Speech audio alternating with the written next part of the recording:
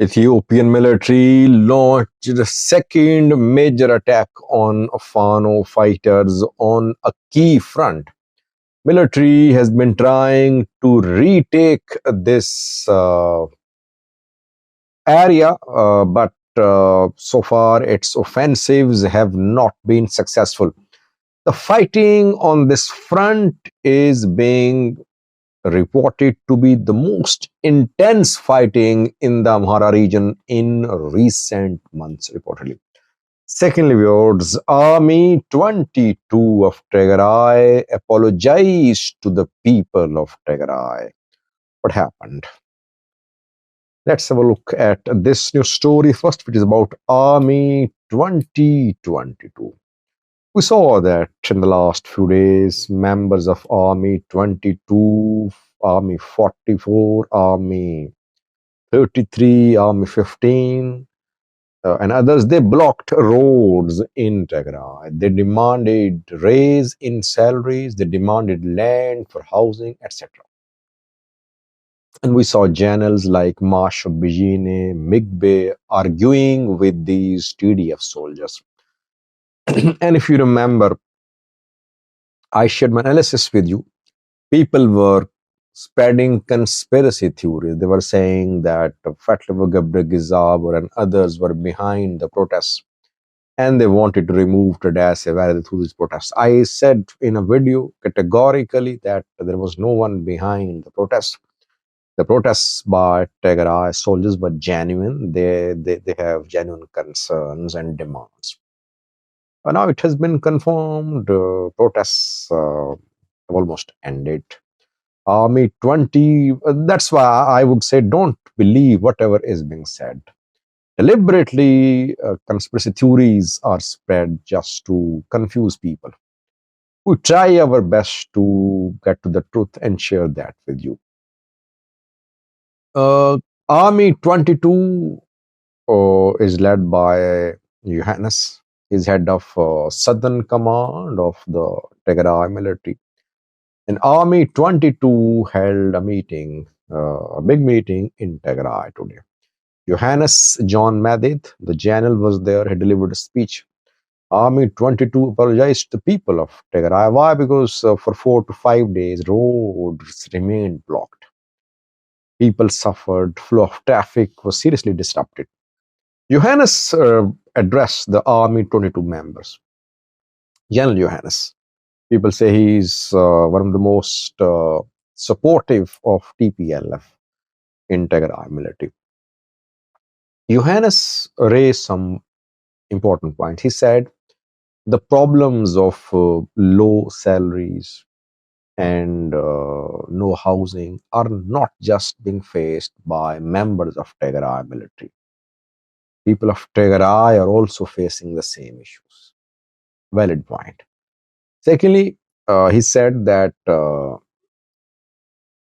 Tigray is faced with more existential issues now, which should be dealt with first. And these demands can be entertained later. Though he said that cabinet has approved some decisions and the demands of the Army 22 and other army soldiers of Tigray have been considered and some have been approved. But he just he tried to convince the Army 22 members that there are other pressing needs, pressing challenges, which should be handled first. Overall issue, it seems, has been solved. The role of Tigray channels was very positive, I would say, during these protests. They addressed the protest on front. They faced criticism too. They felt humiliated to Mashabine and Megbe, but they did not back off. They talked to their fighters.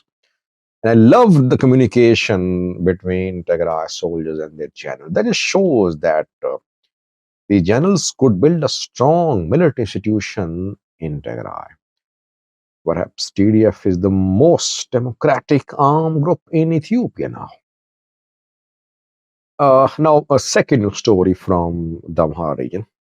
By the way, yesterday in last night's live chat, I said that soon you will see footages of drone strikes. I mentioned 27 drone strikes in that live chat yesterday.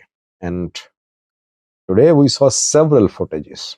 I cannot show on this channel, very graphic footages coming from the Amhara region. I'll speak on it in tonight's live chat.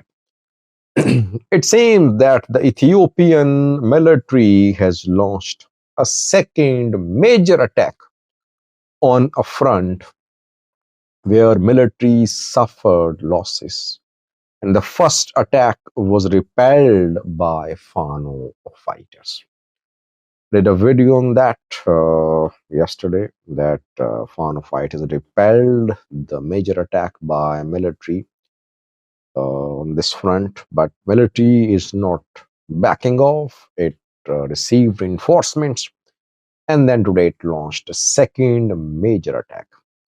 It is being said that the fighting on this front is the most intense fighting in the entire Amhara region, and perhaps the most intense fighting in months in the Amhara region is happening on this front. It's like a full-blown war and spreading.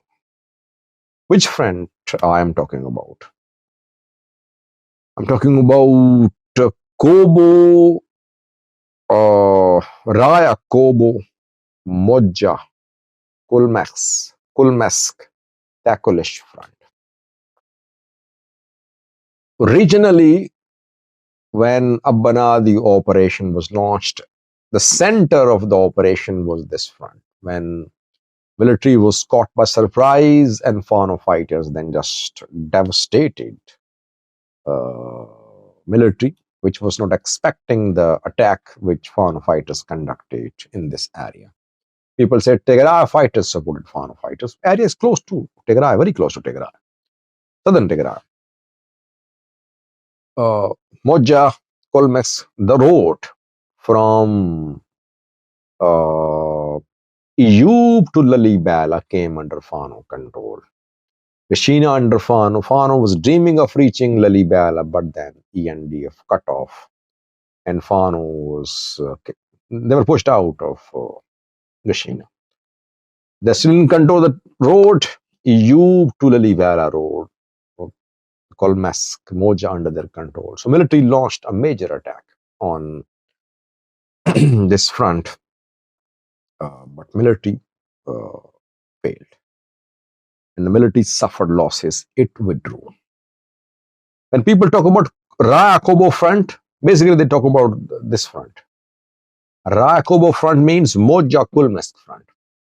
Today, reportedly, military launched second attack on this front. Again, military trying to move from Kobo Elamata Road in western direction towards Mojo, towards Kolmesk, Takulish area. And fighting is now being reported in different towns and villages to the north and south of EU to Lalibela Road. Drone strikes are being conducted. Heavy weapons are being used. Military reportedly has deployed its commando units on this front. So whatever Ethiopian National Defense Force has, it has been deployed on this front.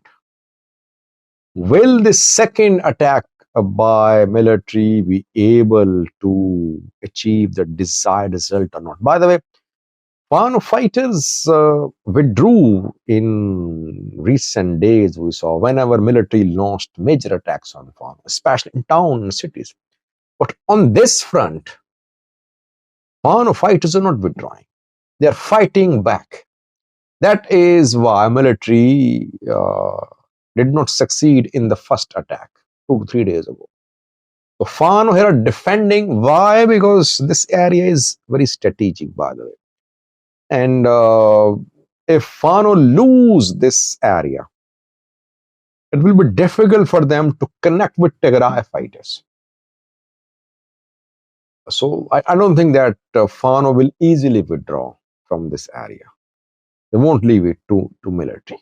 That is why we're saying major attack on Kobo Alamata Road, from Kobo Alamata Road towards Moja Kolmask.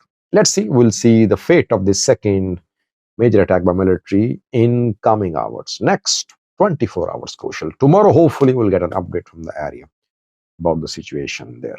Thanks for watching.